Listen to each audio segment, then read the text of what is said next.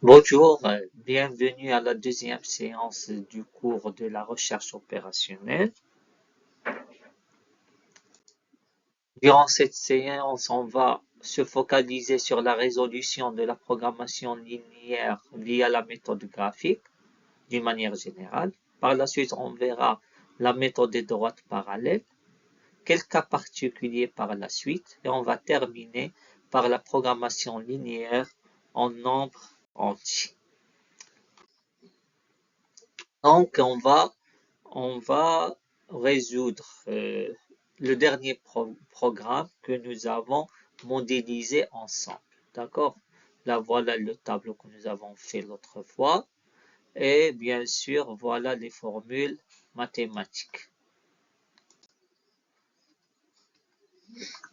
Donc, pour résoudre un problème linéaire en utilisant la méthode graphique, nous commençons par tracer les droites à partir de chaque contrainte. Donc, nous avons la première contrainte, c'est du x1 plus x2 inférieur ou égal à 8. Donc, la droite qui correspond, juste, on va changer le signe inférieur ou égal par égal. Donc, et là, on va choisir deux points pour tracer la droite. Si jamais x1 égale à 4, vous aurez 2 fois 4, c'est 8. Donc, x8 égale à 8, donc x2 va prendre la valeur 0. Si x1 égale à 2, vous aurez x2 va égal à 8 moins 2 fois 2, c'est 4. Donc c'est 4. 8 moins 4, c'est 4. Donc nous avons obtenu les deux points pour tracer M1. Donc pour la deuxième contrainte, vous aurez ici inférieur ou égal à 7. Donc c'est égal à 7. 4x1 plus 2x2 égale à 7. Si x1 égale à 0, x2 va prendre 7 sur 2 ou bien 3,5. Si x1 va prendre la valeur 1, donc 2x2 va prendre égal à 7 moins 4, 3. Donc x2 va prendre la valeur de 3 sur 2 qui est 1,5. Et voilà, x2 égale à 3. x2 égale à 3. Si x1 égale à 0, x2 va prendre la valeur 3. Si x1 va prendre la valeur 1, x2 va prendre la valeur 3, bien sûr. Donc, n'importe quelle valeur on va opter pour x1, nous aurons toujours x2 égale à 3. Donc, pour tracer nos droites, on va utiliser un repère OX1, X2, d'accord? Tout à fait naturel. Donc, voilà. Pour la première droite, voilà, il est tracé en bleu. Donc, vous voyez ici le point 2, 4 et le point 4, 0. Et là, nous l'avons tracé. Cette ligne représente l'origine, d'accord, des x1. Et celle-là, c'est l'origine de l'axe de x. Bien sûr, ici c'est 0, ici c'est 0. Celle-là, c'est l'origine de notre repère. Alors, nous avons la deuxième droite qui est en orange. Donc voilà les points, c'est 0, 3,5 et 1 avec 1,5. D'accord? Et là, on a tracé la deuxième.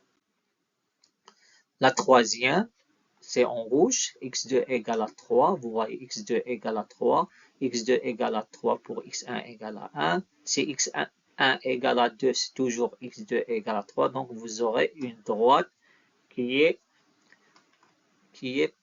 horizontale, qui passe par l'ordonnée 3.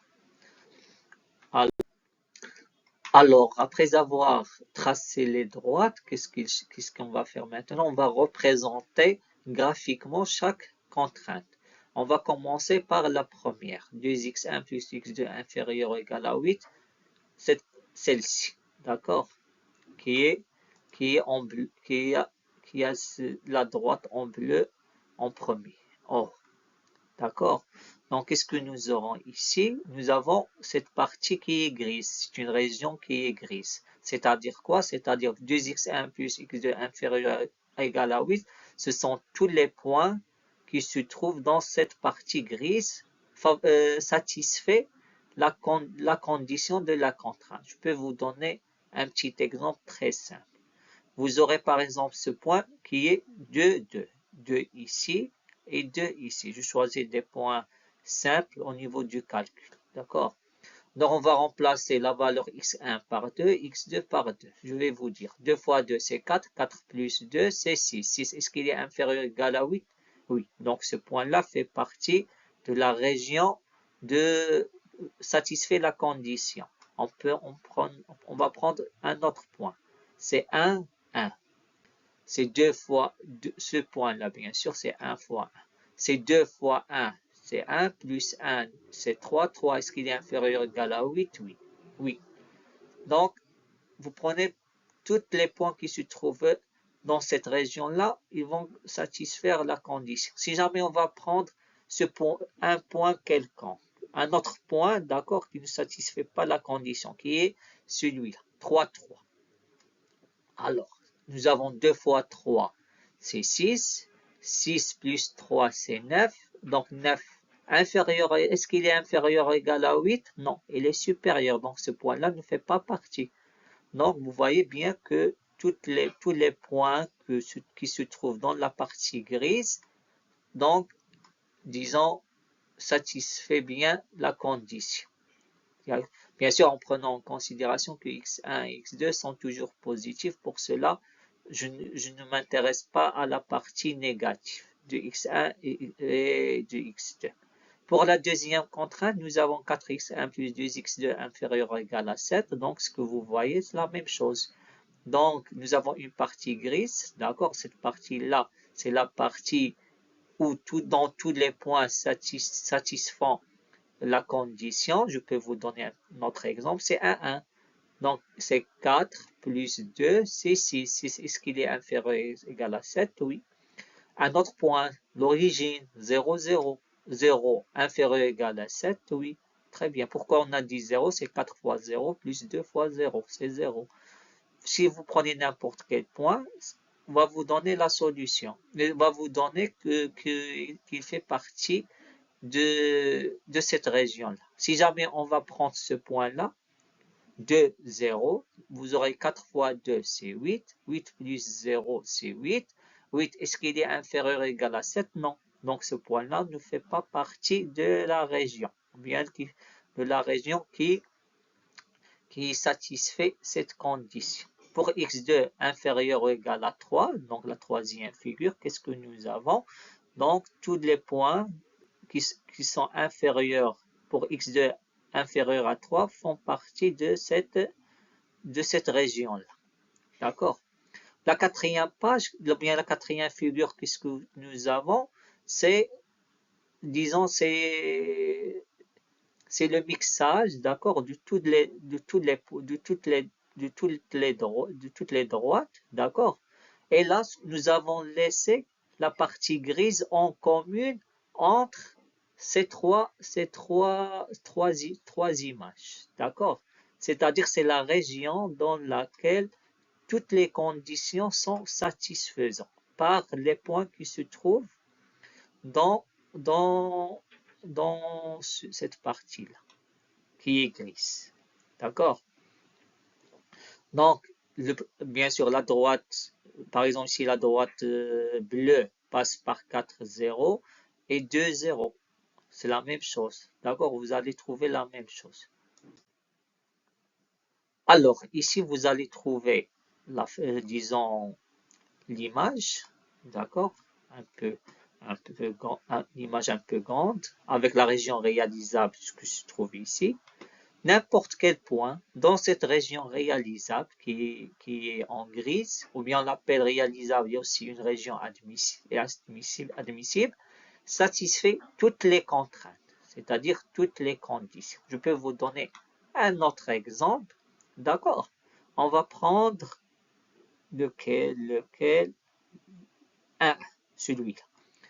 Donc pour 1, 1, on va essayer est-ce que tous les points sont favorables, est-ce que ce point-là satisfait toutes les conditions? Donc vous aurez 2 plus 1, c'est 3 inférieur à 8, c'est vrai. 4 plus 2, c'est 6 inférieur ou égal à 7. Et vous aurez 1 inférieur ou égal à 3. Vous voyez bien que 1, 1, ce que j'ai fait, juste je remplace x1 par 1, x2 par 1. D'accord? Donc, il satisfait. Donc, si je prends par exemple 1, 2, vous voyez là, c'est 1, 2 en vert. Est-ce que ce point-là satisfait toutes les conditions? Donc, nous avons x1 égale à 1, x2 égale à 2. C'est 2 plus 1, c'est 3 inférieur égal à 8, c'est vrai. Pour le deuxième, vous aurez 4 fois 2, c'est 8. 8 plus 2, c'est 10. C'est 10, voilà. Donc, 10, est-ce qu'il est inférieur ou égal à 7? Non. Donc, vous voyez bien que ce point-là ne satisfait pas la deuxième contrainte. Donc, ce n'est pas la peine de terminer. Donc, ce point-là ne fait pas partie de la région réalisable. Donc, il ne satisfait pas toutes les contraintes. Donc, après avoir défini la région réalisable de tout le problème, donc on passe à la méthode de recensement de somme. C'est quoi? C'est très simple. On va comparer les valeurs de l'objectif correspondantes à chacun des points sommés. La plus grande valeur réalise le maximum et la plus petite valeur réalise le minimum. La solution optimale se trouve dans l'un des sommets de la région réalisable. Donc, on a besoin de connaître les sommets de la région réalisable. Donc, nous avons ces points-là. Nous avons ce point-là, un autre point, l'autre et celui-là. D'accord? Donc, nous avons en total 4 sommets dans cette région réalisable. Qu'est-ce qu'il dit la règle? Donc, comparer les valeurs de l'objectif correspondantes.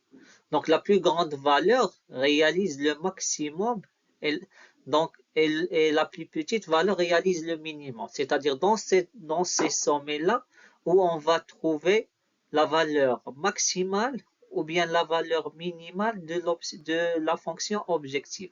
Ça dépend, est-ce qu'on est en train de parler, nous avons un problème de maximisation ou bien un problème de minimisation. Donc, on va prendre le premier sommet. Donc, on va commencer par ce sommet-là, qui est E. D'accord, on va appeler ce point E, qui est l'intersection des deux points. L'intersection de la droite orange, qui représente M2. D'accord, et avec l'intersection de l'origine de X2, de X2 égale à 0. D'accord, avec X2 égale à 0. D'accord, donc c'est ça le point. Donc comment on va procéder? Donc M2, l'équation de la droite de M2 c'est 4x1 plus 2x2 égale à 7. Nous avons déjà x2 égale à 0. Donc on va remplacer x2 par 0 dans la première équation. Donc il reste 4x1 égale à 7. Donc nous avons x1 égale à 7 sur 4 et x2 égale à 0. Donc ce point-là, on a connu maintenant ces coordonnées. Nous avons un autre point, voilà, E, c'est 7 sur 4 et 0. Donc, qu'est-ce qu'il reste? Nous avons un autre point, c'est F. F, c'est quoi? C'est l'intersection toujours de M2, d'accord, de la droite orange, avec la droite rouge, d'accord, qui est x2 égale à 3. C'est l'intersection des deux contraintes. Donc voilà le système. Nous avons déjà x2 égale à 3, donc on va la remplacer dans la première. On va obtenir x1 égale à 1 sur 4 et x2 égale à 3. Vous voyez bien que nous avons le point F, d'accord, avec les coordonnées 1 sur 4 et 3. Nous avons maintenant un autre point. C'est le point G. G, c'est quoi? C'est x1 égale à 0. D'accord, avec x2 égale à 3, donc c'est le point, c'est 0 et 3. D'accord, c'est très simple à connaître. C'est à connaître ces coordonnées, bien sûr. Et nous avons l'origine O, c'est 0, 0. Il est connu. Donc, la région réalisable est limitée par les 4 sommets qui sont O, E, F, G. D'accord? C'est la région O, E, F, G. D'accord? La région réalisable O, E, F, G. Donc maintenant, qu'est-ce que nous avons? D'après, bien sûr, on va comparer les valeurs de l'objectif, de la fonction objective. Nous avons max z égale à 5x plus x1 plus 6x2. Donc on doit remplacer les coordonnées de chaque point sommet dans la fonction économique. On commence par O. Donc O, le point z, donc la valeur z dans le point O, c'est 0, parce que c'est l'origine, il n'y a rien. Pour le point E, donc on va faire un petit calcul. Z au point E, nous avons 5 fois x1 qui est égal à 7 sur 4, plus 6 fois 0, parce que x2 est égal à 0. Donc, qu'est-ce qu'il vous reste? C'est 35 sur 4, c'est 8,75. Là, c'est la valeur de Z pour ce sommet-là. Pour F, qu'est-ce que vous aurez? Nous avons Z au point F, c'est 5 fois x1 qui est 1 sur 4, plus 6 fois 3 qui est x2. Donc, la somme va vous donner 19,25. Est-ce que nous avons terminé? Pas encore. Il reste le point G. Z au point de G, c'est 5 fois x1. Donc, x1 va prendre la valeur 0. Puis 6 fois 3. 3, c'est la valeur de x2, c'est 18. Donc, vous voyez très bien que nous avons maintenant, on a comparé les valeurs de la fonction objective pour chaque point sommé. Donc, la valeur maximale de Z est 19,25, correspond au point sommet F. Dans cet exemple, la solution optimale, c'est quoi? Est x1 égale à 0,25 et x2 égale à 3. Autrement dit, pour maximiser le profit, on va produire 0,25 unités de produit P1 et 3 unités de produit P2. N'oubliez pas que X1 est la quantité des produits de P1 et X2 c'est la quantité des produits P2. Et voilà, donc ce qu'il reste. Donc nous avons toujours la solution optimale, c'est 0,25 et 3. Donc, nous avons ce tableau-là. Là, c'est un fameux tableau, d'accord, qu'on va essayer de le remplir ensemble. Nous avons nos contraintes, d'accord. Nous avons besoin des ressources, des utilisations, des quarts et les temps, d'accord. Alors, pour la première contrainte de M1, nous avons combien de ressources? Nous avons 8 kg, n'est-ce pas? La deuxième contrainte, nous avons 7 kg, c'est pour la matière première M2. Pour la matière première M3, nous avons 3 kg. Donc, pour l'utilisation, qu'est-ce qu'on va faire? On va remplacer les valeurs de x1 et x2 dans la contrainte. D'accord? Donc, nous avons 2 fois x1 qui est 0,5 plus x2 qui est 3, va vous donner 3,5 pour la première. Pour la deuxième contrainte, nous avons 4x1 plus 2x2, donc c'est 4 fois 0,5 plus 2 fois 3, ça va vous donner 7. Et nous avons x2 égale à 3. D'accord? Donc, pour les écarts, c'est quoi? Il s'agit des ressources moins utilisation. Ce que nous avons 8 et nous avons consommé 3,5. Donc, il reste combien de l'écart? 4,5 kg. Pour la deuxième contrainte, comme ressource, nous avons 7, nous avons utilisé, donc il ne reste rien. L'écart est 0. La même chose pour la troisième contrainte. Nous avons comme ressource 3, l'utilisation c'est 3, l'écart est 0. Donc, qu'est-ce qu'on peut dire? Très importante cette partie. Alors, vu que nous avons un écart positif, donc on part d'un état marginal. Par contre, nous avons pour la deuxième contrainte, il s'agit d'un état saturé parce qu'il ne reste rien. Et bien sûr, la troisième est aussi saturée. Remarque, lorsque les contraintes sont de type supérieur ou égal, c'est-à-dire on parle du problème de minimisation, on ne parle pas de l'écart, mais on parle de surplus des ressources. D'accord? Là, c'est un point très important à lui dire dans ce sens-là. Dans ce slide-là, on va parler de la méthode des droites parallèles qui fait partie de la méthode graphique. Il s'agit d'une technique utilisée en recherche opérationnelle, particulièrement pour résoudre des problèmes de programmation linéaire en 2 dimensions. Donc, c'est le même cas que nous avons dans notre exemple, 2 dimensions, c'est-à-dire nous avons deux variables, x1 et x2. Donc, on travaille sur le repère OX1, OX2 graphiquement. Donc, elle repose sur le fait que la fonction objective z, qui est égale d'une manière générale C1x1 plus C2x2, est une famille de droites parallèles, surtout avec z est un paramètre qui varie. C'est-à-dire que maintenant, on peut parler que C1x1 plus C2x2 soit égal à 0, soit égal à 1, soit égal à 10, soit égal à 100, n'importe quelle valeur. Donc, ils sont tous, ou bien ils sont toutes des droites parallèles.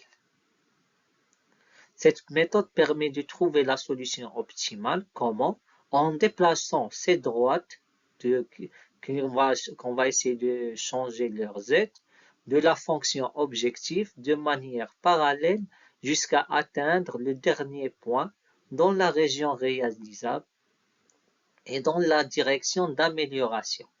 Donc, si le cas de maximisation, on doit glisser la droite dans la direction où z augmente.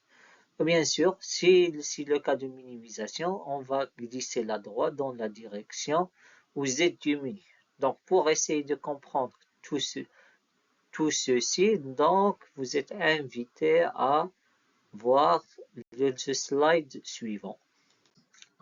Voilà notre fameuse image, d'accord, de notre exemple avec la région réalisable. D'accord, vous trouvez toujours disons, les droites des contraintes, d'accord, la droite bleue, verte et bien sûr rouge. Et là, vous voyez qu'il y a d'autres droites que j'ai ajoutées, d'accord. On va essayer de les expliquer. Par exemple, ce noir-là, d'accord, il correspond à z égale à 5.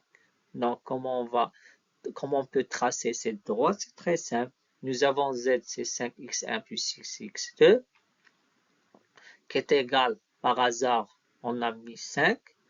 Donc, si x1 égale à 0, x2 va vous donner 5 sur 6. Si x2 égale à 0, x1 va vous donner 5 sur 5 qui est 1. D'accord? Donc, à partir de ces deux points-là, voilà, 1, 0 et 0, 5 sur 6. Donc, vous tracez la droite. La même chose. Maintenant, on va mettre z égale à 10. Donc, 5x1 plus 6x2 égale à 10.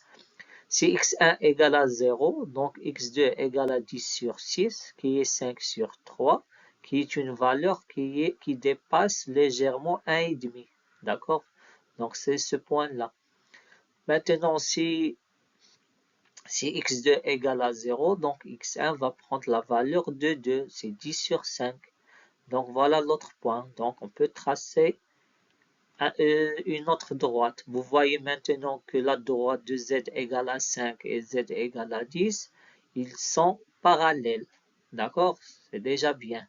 Donc, on va prendre par hasard 5x1 plus 6x2 qui est égal à 19,25. La z égale à 19,25 comme nous avons vu qu'il s'agit de la valeur maximale de z. D'accord? Donc, on veut la tracer. Si on va prendre par exemple x2 égale à 3, d'accord, on va trouver x1 égale à 1 sur 4, ce point-là, d'accord. Et si on va prendre x1 égale à 0, pardon, x2 égale à 0, donc x1 égale à 19,25 sur 5, ça va vous donner 3,85. Donc c'est une valeur qui est proche de 4 dans ce côté-là, ce point-là. Donc là, on va tracer une autre droite, d'accord? On va tracer une autre droite qui est celle-ci, la première. D'accord? Vous voyez que celle-ci, avec les autres, ils sont parallèles. D'accord? Et là, qu'est-ce qu'on remarque aussi? Que cette droite-là parallèle, qu'est-ce qu'il fait? Il passe par ce point-là. Là, ce point-là, nous avons déjà vu qu'il s'agit de la solution optimale. Et là, ce point-là est le dernier point dans la région réalisable qui peut passer par les droites, qui peut être passée ou bien peut être traversée par les droites en parallèle. Donc là, qu'est-ce qu'on a obtenu? Donc Z, on a su qu'il s'agit de la solution optimale, ce point-là. À travers ce point-là, on peut chercher ses coordonnées, d'accord, pour calculer la valeur de Z.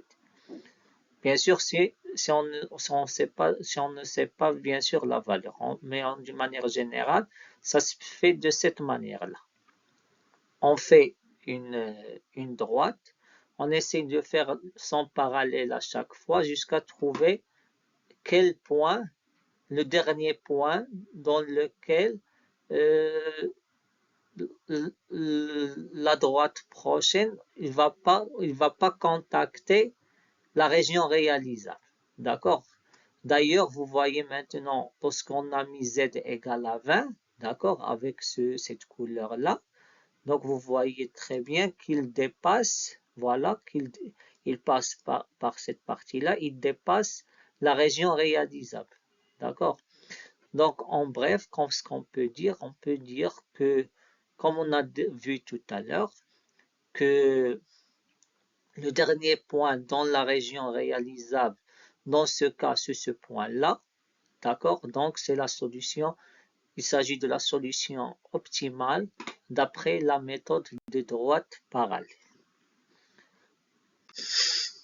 On parle maintenant des cas particuliers, d'accord, à travers la méthode graphique, d'accord? Donc, nous avons cet exemple-là, de max z égale 3x1 plus x2, c'est un exemple par hasard. x1 moins x2 inférieur à 2 et moins 3x1 plus 4x2 inférieur à 2. Bien sûr, on va garder toujours, disons, les contraintes de positivité.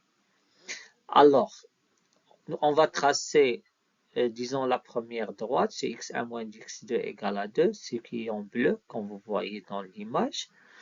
Maintenant, on va voir la région réalisable qui est inférieure à 2. Donc, à titre d'exemple, je vais prendre un repère. Je vais prendre par exemple ce point-là, 3, 0. D'accord? Pour 3, 0, on verra x1 égale à 3. 3 moins 2 fois 0, c'est 3. Est-ce que 3, il est inférieur à 2? Non. Donc cette partie-là, on peut dire que toute cette partie-là, d'accord, ne satisfait pas la condition. D'accord? On peut voir par exemple ce point-là. D'accord? 3, 1. 3, 1, nous avons ces 3, moins 2 fois 1, c'est moins 2, c'est 3 moins 2. Donc, qu'est-ce que nous avons? 3 moins 2, c'est 1. 1, est-ce qu'il est inférieur à 2? Oui. Donc, vu que 1 inférieur à 2, oui. Donc, là, c'est une région. Toute cette partie-là, il est réalisable pour le bleu. Maintenant, on verra pour l'autre exemple. Pour l'autre, disons, contrainte, c'est moins 3x1 plus 4x2 inférieur à 2. Voilà la droite. Donc, on va essayer de voir. Donc, je vais vous donner un petit exemple. Par exemple, 2, 3. Par exemple, je vais prendre celle-ci. 2, 3. Donc, moins 3 fois 2, c'est moins 6. Moins 6 plus 4 fois 3, c'est 12. C'est 12 moins 6, c'est 6. Donc, 6, est-ce qu'il est inférieur ou égal à 2? Non. Donc, cette partie-là, toute cette partie qui est en haut, donc, ne satisfait pas la solution. Donc, on verra cette partie. Donc, on va prendre un point. Par exemple, ce point-là, 2, 1. D'accord, on va essayer de prendre celle-ci. Ce point, pardon, 2, 1. Donc, 2, 1. Nous avons x1, c'est 2, donc c'est moins 3 fois 2, c'est moins 6, plus 4. Donc, 4 moins 6, c'est moins 2. Donc, moins 2, est-ce qu'il est inférieur à 2? Oui. Donc, ça fait partie. Donc, cette partie-là est la région réalisable pour la deuxième contrainte. Même cette partie, hein. D'accord, même pour cette partie. Donc, par exemple, on va prendre 4, 0. D'accord, ce point 4, 0. Vous avez moins 3 fois 4, c'est moins 12. Moins 12 plus 4 fois 0, c'est 0. Moins 12, est-ce qu'il est inférieur à 2? Oui. Donc, toute cette partie-là qui se trouve là. Donc, la région réalisable de tout ceci, c'est quoi? C'est la partie en commune, comme nous avons vu tout à l'heure. Donc, vous avez cette partie qui est en commune. Bien sûr, on peut ajouter celle-ci aussi. D'accord? Donc, tout celle-ci. Donc là, est-ce qu'on peut déterminer un point? Non, parce que il tend toujours vers l'infini. Donc, est-ce qu'on peut dire que la solution, il est un infini? Donc là, c'est un cas particulier de quoi? De problème de maximisation non bornée. C'est-à-dire qu'il n'y a pas une région réalisable limitée, il tend toujours vers l'infini. Ici, nous avons 5, jusqu'à 5, on peut 6, ainsi de suite, jusqu'à l'infini. On ne peut pas avoir une seule solution. Donc, la solution est à l'infini pour cet exemple. Maintenant, nous avons un autre exemple. D'accord? C'est la minimisation de z qui est égale à 2x1 plus x2. On ne parle pas de cas de maximisation. Nous avons x1 plus 2x2 inférieur ou égal à 2, x1 plus 2x2 supérieur ou égal à 4. D'accord? Donc, comment on peut le faire? C'est très simple. Donc, on va tracer une autre fois les droites. D'accord? Vous voyez, la droite bleue correspond à la première contrainte et la droite orange à la deuxième. Donc, on voudrait savoir la région réalisable de chaque contrainte. Alors, pour la première contrainte, c'est x1 plus x2 inférieur ou égal à 2. Donc, on va prendre un petit exemple. Voilà, on va prendre celle-ci. Ce point-là, c'est 1,5, 0.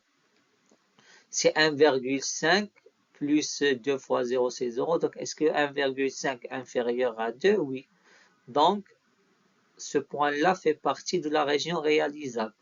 Donc, on peut déduire que toute cette partie-là fait partie de la région réalisable. Très bien. Maintenant, on verra l'autre x1 plus 2x2 supérieur ou égal à 4. D'accord?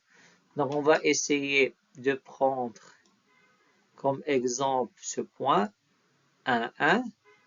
On verra, vous avez 1 plus 2 fois 1, c'est 2. Donc, c'est 1 plus 2, c'est 3. Est-ce que 3, il est supérieur ou égal à 4? Non.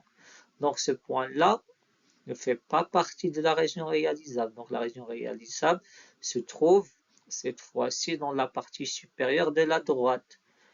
Un titre exemple, on va prendre ce point. 1, 2. Alors, 1, 2, vous avez ici 1 plus 2 fois 2, c'est 4. Donc, vous aurez 5. Est-ce que 5 il est supérieur ou égal à 4? Oui. Donc, vous aurez cette fois-ci toute cette partie-là. Voilà, toute cette partie supérieure de la droite fait partie de la région réalisable. Alors, est-ce qu'il existe une région en commun, une région réalisable en commun? Non, pas de point en commun entre les deux régions réalisables ou bien dans deux régions admissibles. Donc, nous avons un problème à solution impossible. On dit que pour ce problème-là, il n'y a pas de solution. Nous passons maintenant vers un autre exemple. Nous avons max z égale 3x1 plus 2x2, x1 inférieur ou égal à 4, x2 inférieur ou égal à 6 et 6x1 plus 4x2 inférieur ou égal à 36. Avec quoi? Avec x1 positif, x2 positif. Rapidement, bien sûr, on va tracer notre région réalisable. Bien sûr, nous avons la droite x1 égale à 4 en bleu. Nous avons x2 égale à 6 en bleu et nous avons l'autre contrainte avec cette couleur violet.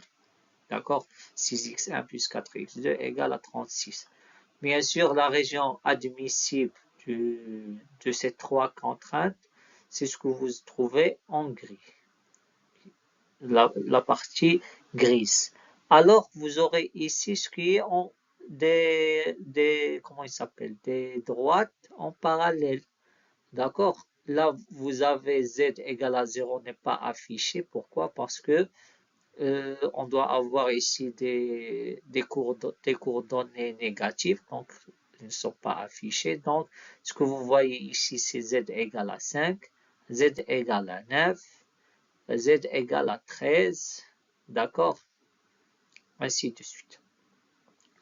Donc, comment on peut, donc on peut poser la question, on cherche le dernier point dans lequel il passe notre droite parallèle. D'accord? Alors, si on va faire le parallèle, donc vous allez tomber vers quoi? Vers ce point-là, par exemple, ou bien vers ce point. D'accord? Alors, pour ce point-là A, on va voir est-ce que dans ce point-là, on trouve Z maximal. Ce point-là, il est connu, c'est 2. C'est 2, 6. On peut le connaître comment? C'est l'intersection des deux droites. La droite violet avec la droite orange. Vous avez ici, bien sûr, les équations. Vous pouvez faire le calcul. Vous avez trouvé le point 2, 6. A, 2, 6. Donc, Z dans ce point-là, c'est 3x1, c'est 3 fois 2, plus 2 fois 6. Ça vous donne combien? 2 fois 6, 12. 12 plus 6. Donc, c'est 18. Donc, on a dit soit par ce point, soit par ce point-là. Donc, ce point-là, on fera de la même chose. D'accord? C'est le point B, par exemple. Donc, là, nous avons, c'est la droite violet avec l'intersection de la droite bleue. Donc, vous faites les calculs. Vous allez trouver ce point. C'est quoi? C'est le point B avec 4, 3 comme coordonnées. On va calculer Z. Vous avez trouvé c'est 3 fois 4, c'est 12, plus 2 fois 3, c'est 6. C'est une autre 18. Donc, vous pouvez me dire, ces deux points-là, ils ont la même valeur de Z, c'est AB. Donc, si vous voyez très bien, si on va faire une petite remarque, on verra que cette droite parallèle, ou bien la droite violet, il joue ici deux rôles. C'est le rôle d'une contrainte, la droite de la contrainte, et aussi, c'est une droite parallèle de Z. Dans ce cas-là, la droite parallèle passe par le point A et par le point B. Donc, comment on peut choisir la solution optimale? Qu'est-ce qu'on peut dire? On peut dire que tous les points du segment AB, tous les points appartenant au segment AB sont des solutions optimales du problème. C'est-à-dire quoi?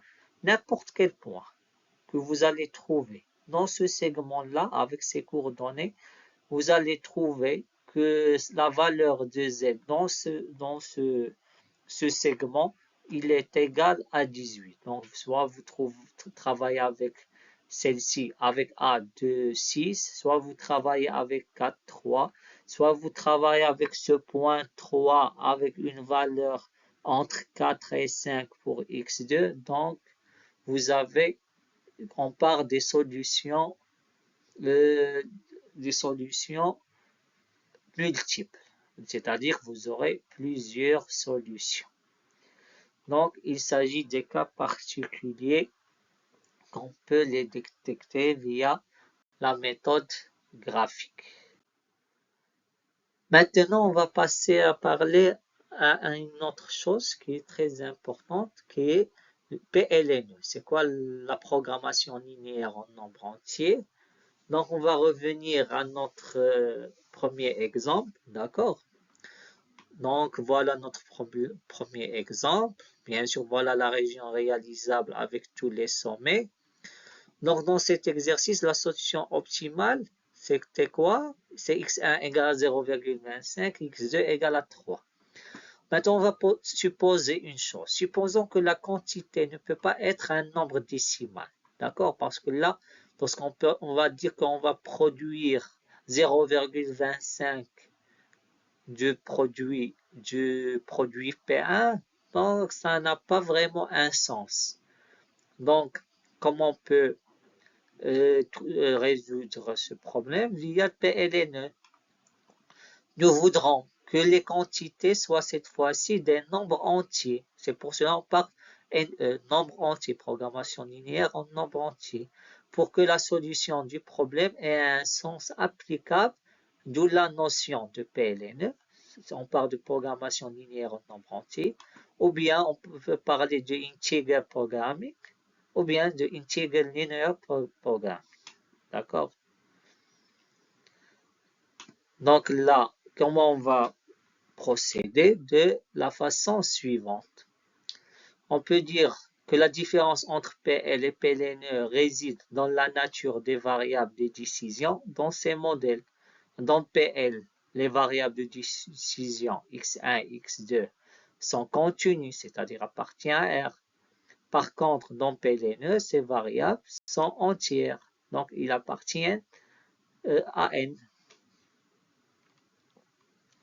Chaque variable appartient à N, bien sûr.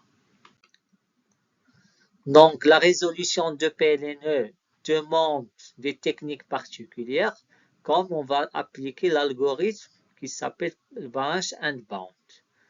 Donc, suite au même exercice, qu'est-ce qu'on peut dire? Nous avons G qui est égal à Z3 sont des nombres entiers, c'est-à-dire 0 et 3 sont des nombres entiers. Donc, Z dans le point de G égale à 18. Si on fait du calcul, bien sûr, n'oublie pas que Z égale à 5x1 puis 6x2. Pour F, il y a un petit souci. F, nous avons 1 sur 4 et 3. 1 sur 4, il ne s'agit pas d'un nombre entier, d'un nombre décimal. Donc, comment on va traiter ceci? Donc, on verra 1 sur 4 se trouve entre deux nombres entiers, n'est-ce pas? Donc, ils sont 0 et 1. Donc, F, on va la décomposer, ou bien on va la diviser entre deux points. Donc, 1 sur 4, la valeur qui est proche est 0. Donc, on va prendre la F1 qui est 0,3, ce point-là. Et on va prendre un autre point F2 qui est le plus proche. Donc, c'est quoi? C'est 1. Donc, F, c'est F2, pardon. Vous voyez ici, c'est 1, 3. Donc, on sait très bien que F1, il coïncide avec le point G qui est Z3. C'est déjà calculé qui est égal à 18. Et nous avons les coordonnées de point F2. Les coordonnées de point F2 ne satisfont pas la contrainte de M2. Parce que maintenant, qu'est-ce qu'on doit faire? On doit dire, est-ce que F2 fait partie de la région réalisable? Graphiquement, vous voyez très bien qu'il ne fait pas partie, parce qu'il n'appartient pas à la partie grise. Donc, si on fait du calcul, donc vous aurez F1, F2, c'est 1, 3, donc 4 fois 1, c'est 4, plus 2 fois 3, c'est 6, 6 plus 4, c'est 10. 10, est-ce qu'il est inférieur ou égal à 7? Non. Donc, vous voyez très bien que ce point-là, de F2, 1 sur 1, 3, ne satisfait pas la condition. Donc, ce point-là à éliminer. On ne va pas le prendre en considération. Donc, on verra maintenant un autre sommet. Dans ce slide-là, on va vérifier l'autre sommet qui est E. Donc, E, c'est 7 sur 4, 0. 7 sur 4 est égal à 1,75, qui est un nombre décimal. 1,75, il est comme valeur est comprise entre 1 et 2. Donc, E, on va la diviser en deux. C'est E1 avec 1, 0 et E2 avec 2, 0. Donc, vous voyez très bien que les coordonnées de point E2, ils ne se trouvent pas dans la partie grise, donc ils ne font pas partie de la région réalisable, donc ne satisfont pas la contrainte graphiquement. Via le calcul, vous pouvez le vérifier. Donc, il ne va pas satisfaire la contrainte M2. Donc, E2, c'est 2, 0. On va faire un autre calcul. C'est 4 fois 2, c'est 8. Plus 2 fois 0, c'est 0. Donc, 4 fois 2, c'est 8. Est-ce que 8 est inférieur ou égal à 7? Non, il est supérieur. Donc, vous voyez très bien que ce point-là ne fait pas partie, ne satisfait pas cette contrainte. Donc, il ne s'agit pas d'une solution. Par contre, nous avons E1.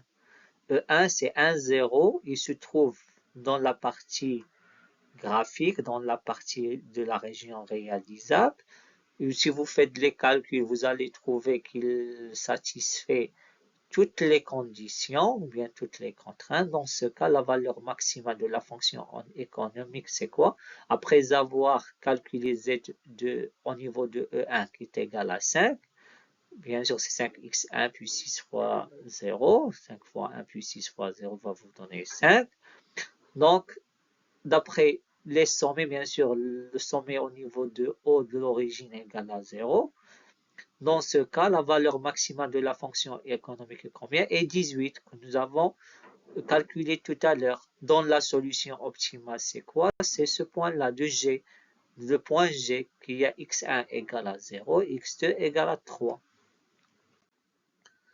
Donc, qu'est-ce que nous avons trouvé? Nous avons trouvé une solution optimale qui appartient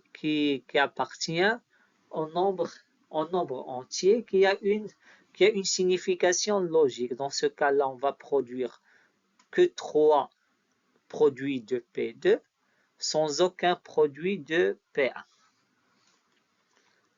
Donc là, on va faire une étude des contraintes saturées et marginales avec la même façon de tout à l'heure. Donc, nous avons les ressources, c'est 8 kg, 7 kg, 3 kg. Donc, on va essayer, bien sûr, d'appliquer l'utilisation suite à la solution optimale que nous avons x1 égale à 0, x2 égale à 3. C'est 2 fois 0 plus 3 qui est égal à 3. D'accord?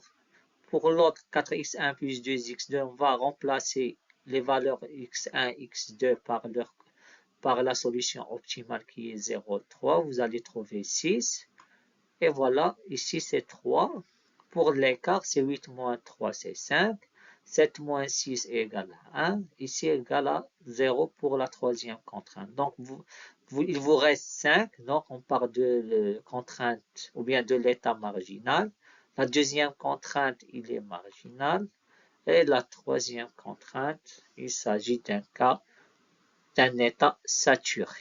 Et de cette façon, on a terminé avec la méthode graphique. J'espère bien que vous puissiez comprendre cette méthode qui est très intéressante au niveau de la résolution de la programmation linéaire.